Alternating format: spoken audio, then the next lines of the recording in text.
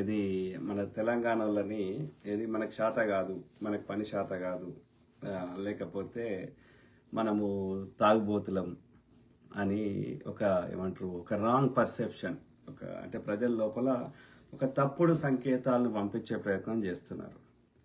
బతుకుదెరువు లేక, వాళ్ళ దగ్గర భద్రత లేక, బతుకుదెరువు లేక, అంటే అది ఎవరైనా సరే, ఓకే అర్థమైందా? అసలు బీహార్ వాళ్ళు కావచ్చు, యూపీ వాళ్ళు కావచ్చు, ఒరిస్సా వాళ్ళు కావచ్చు, ఆంధ్రప్రదేశ్లో ఏపీ నుంచి కావచ్చు, కర్నూలు నుంచి కావచ్చు, ఇంకో ప్రాంతం నుంచి కావచ్చు, లేదు అంటే గుజరాత్ రాజస్థాన్ నుంచి కావచ్చు, వాళ్ళకి బతుకుదెరువు లేక ఆడ తినడానికి తిండి దొరకక, కనీస వాళ్ళ అవసరాలు తీర్చుకునే స్థాయి లేక, ఓకే ఇక్కడికి వచ్చినవాడు వాడు ఇవాళ మనని ఏది ఎక్కిరిస్తుండు లేదా ఎడ్డిస్తున్నాడు. అంటే వానికంటే మనం వానికి పైసలు ఇచ్చే స్థానంలో ఉన్నాం. మనకు శాతగానం దగ్గరికి ఎందుకు వచ్చిండాడు?